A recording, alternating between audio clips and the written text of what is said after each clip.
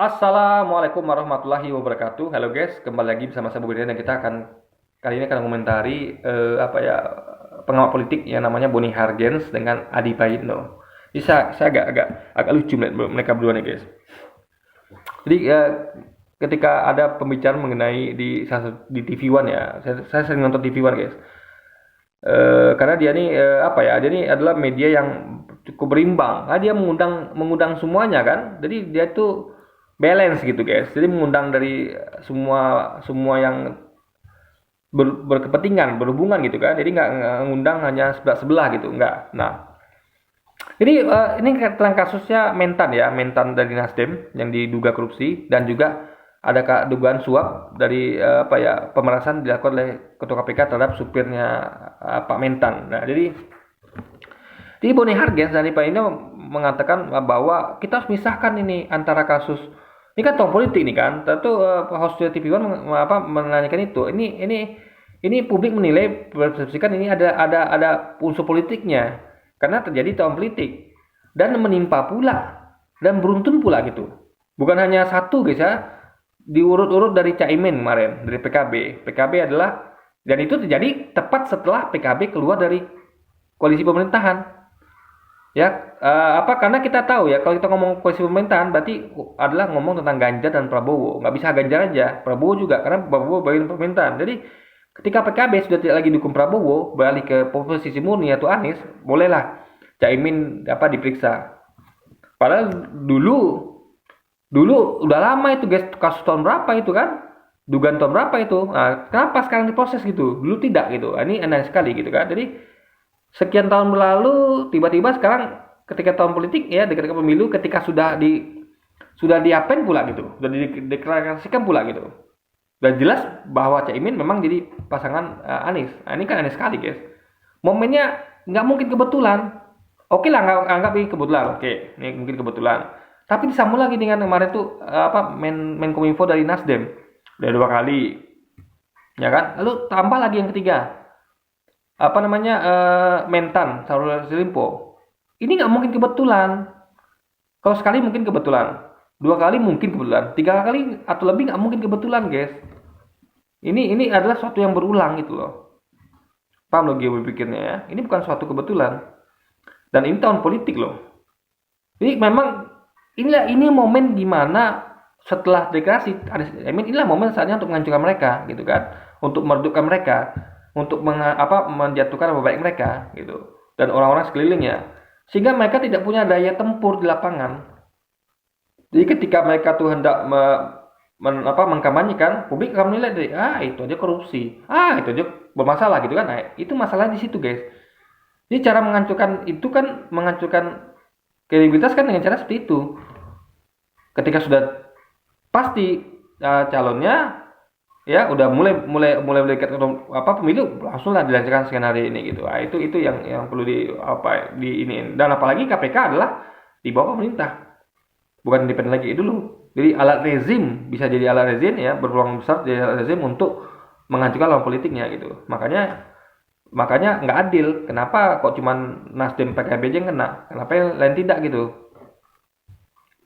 Nah, dan ingat ya, ada juga ada orang KPK ini meskipun dia di bawah rezim ya, ada juga tentu orang-orang yang tetap lurus, ada juga. Nah, itulah maka terjadi kayak kasus Harun Masiku. Ada juga yang bagi pemerintah itu kena sasar, tapi kan masalahnya nggak tuntas, artinya ada deadlock di situ, bottleneck. Nah, itu pasti di luar kemampuan dari staf KPK atau beberapa ya orang yang kerja di sana gitu. Jadi seperti ada pembatasan gitu. Jadi kayak ada penghentian gitu. Jadi Harun Masiku kan sampai sekarang nggak ketemu. Jadi kayak kasusnya nggak tuntas guys. Jadi kerja orang-orang KPK lurus ini seperti dihambat gitu. Paham lebih berpikirnya ya. Ketika dia berhubungan dengan pemerintah, langsung ada kasus kayak Harun Masiku itu dihambat, nggak tuntas. Ya kan. Jadi kita bisa melihat ini, publik bisa melihat ini gitu guys. Nah, jadi pernyataan mereka bahwa politik dan hukum nggak bisa dihubung-hubungkan itu nggak masuk akal di tahun politik, kecuali bukan tahun politik, gitu kan. Dan kecuali juga kalau jadi gini, kalau mau nggak dihubungkan antara politik dengan hukum, ya kayak gini nih. Pertama syaratnya adalah badan hukumnya harus netral. Makanya KPK harus dibalikkan kepada dulu yaitu independen. Kedua, jangan tahun politik. Dan ketiga, jangan diulur waktu. Jedanya kok bisa bertahun-tahun gitu loh guys. Jadi kok yang ini kok sebenarnya cepat gitu gerakannya kan, langsung sesut gitu kan. Yang ini kok lama gitu. Momen ini kok langsung cepat gitu, itu kan aneh sekali gitu. Lalu yang ini kok sepertinya kok nggak tuntas, ini tuntas gitu kan. Jadi ini ada suatu keanehan guys. Nah itu yang perlu kita nilai kan. Nah, lalu si Adi Prayitno anehnya ketika ada laporan dari supir dari Mentan yang mengaku diperas oleh ketua KPK, lalu dia katakan inilah serangan balik Nasdem terhadap KPK. Nah, jadi ini lucu guys, nggak adil. Kalau kasusnya berhubungan dengan Nasdem, itu dikatakan ya jangan hubungkan dengan politik dengan hukum gitu kan. Tapi ketika ini malah digabungkan dia gitu guys. Nah, di situ nggak adilnya gitu loh. Kok yang ini dihubung-hubungkan dia? Oh, ini adalah balas dendam, berarti politik. Karena Nasdem itu merasa kok diganggu gitu kan, maka dilapor balik. Nah, itu kan nggak adil. Harusnya kan tetap dipisahkan kalau memang mau fair dari awal. Memang mengatakan ini walaupun itu nggak masuk akal ya. Yang sudah saya sampaikan di argumentasinya nggak masuk akal, tapi itulah namanya. Jadi saya lihat ini dua orang pengamat politik ini nggak kompeten guys. Mereka pengamat politik yang tidak paham kolam gitu, bahwa ini tahun politik dan lihat lembaga hukumnya di barisan mana gitu. Paham logika berpikirnya? Ini kayak gini loh misalnya. Di kompleks saya nih saya sering pakai analogi yang lebih skala lebih kecil biar Anda paham. Mungkin kalau di negara mungkin luas sekali skalanya. Nah, kalau kita anggaplah kita yang membumi lah guys. Di kompleks perumahan Anda, saya sering pakai contoh kompleks perumahan ya. Lalu bayangkan di kompleks perumahan Anda itu ada mau pemilihan ketua RT RW. Ya kan? Ada mau pemilihan ketua RT RW. Nah, di kompleks itu ada namanya lembaga independen namanya KPK. KPK independen yang bukan dibawa ke kendali Pak RT, bukan dibawa ke kendali Pak RT dan bukan merupakan bagian dari Pak RT, ya KPK ini.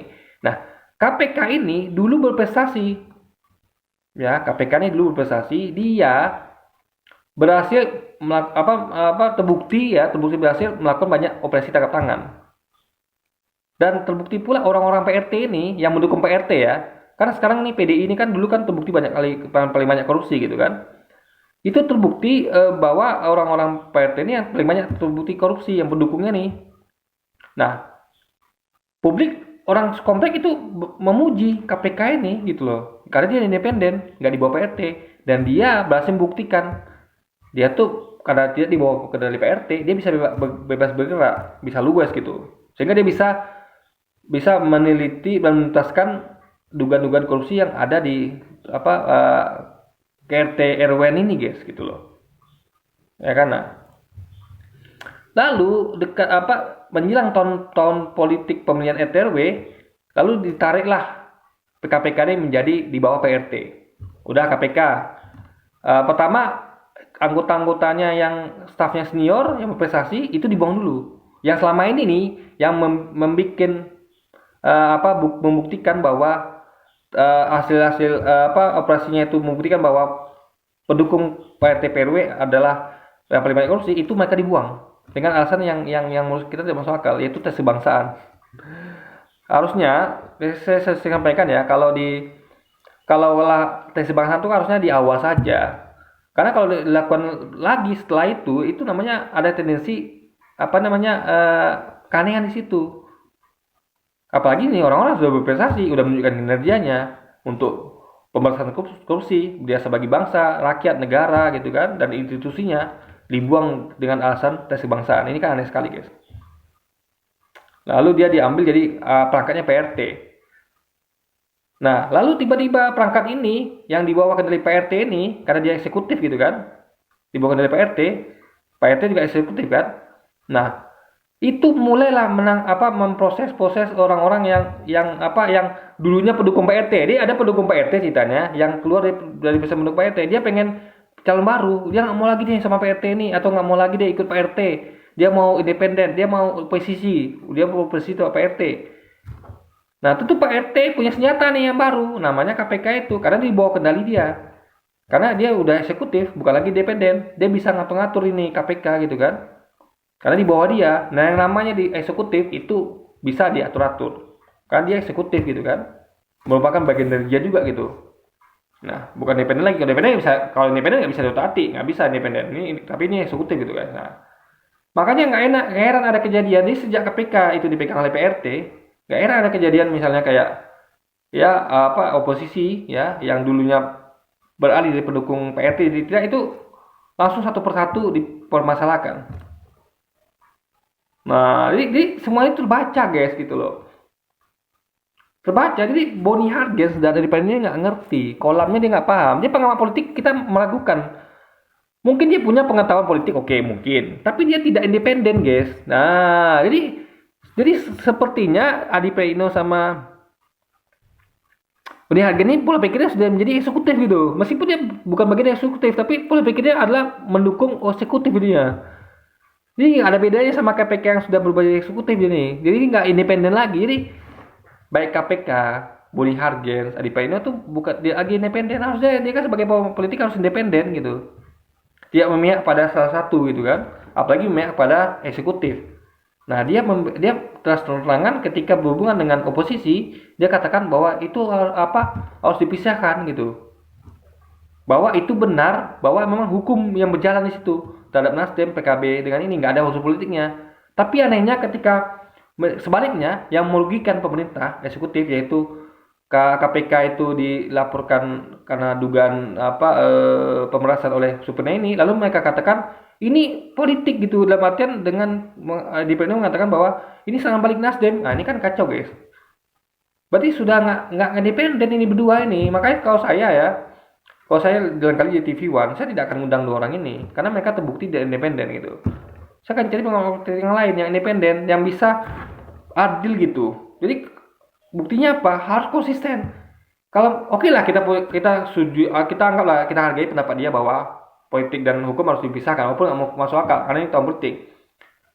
Tapi juga harus adil yang lain gitu, independen. Jadi kalau mantu sempat Adi Praetno mengatakan bahwa ini juga temuan laporan dari supir mentan terhadap ketua KPK ini yang melakukan pemerasan ini ya itu bukan politik. Nah, itu kita berarti dia konsisten ini ya itu kita bisa menilai ini adalah mungkin bisa kita katakan masih masuk akal lah independen setengah gitu masih bisa dikatakan independen karena walaupun nggak juga karena aneh karena pendapat yang mengatakan bahwa momen politik nggak bisa dihubungkan dengan kasus hukum tuh agak aneh menurut saya gitu kan karena ini bukan kebetulan tapi beruntun gitu guys jadi sekali lagi ya sekali kebetulan dua kali mungkin bisa kebetulan kalau tiga kali lebih nggak mungkin betul guys ini pasti ada suatu yang berulang berarti sesuatu yang memang di skenario kan gitu karena berulang gitu kan nah, jadi itu poinnya jadi ini menurut saya cukup memalukan ya cukup absurd gitu ada pengamat politik yang tidak independen kita cukuplah kita merasa menyesal cukup kita merasa prihatin KPK sudah tidak independen jangan lagi sampai pengamat nggak independen ini sudahlah KPK nggak independen gitu kan jadi eksekutif pengamat politik juga seperti itu jadi malah jadi berpikiran eksekutif gitu kan tidak independen gitu jadi ini kacau sekali guys kacau sekali ini negara kita ini dibawa kemana gitu kan kalau KPK nya seperti itu pengamat politik seperti itu juga gitu kan ini gimana kita coba nah jadi itu yang mau kita sayangkan dari Boni Hargens dan Adi Praetno ini moga-moga kita tidak ada lagi pengawal politik yang seperti itu pola pikirnya ya. Jangan. Anda itu pengawal politik harus mencerdaskan itu bangsa. Jangan berlaku tidak adil atau tidak independen. Jangan. Ya. Pengawal politik itu harus adil dia menempatkan gitu. Kalau yang kasus 1A ya kasus B A juga. Jangan kasus A kasus B jadi B. Jangan. Harus adil gitu dan balance gitu kan. Oke, jadi mungkin sekian dulu aja video kita kali ini guys ya. Sampai jumpa lagi di video-video saya. Wassalamualaikum warahmatullahi wabarakatuh guys.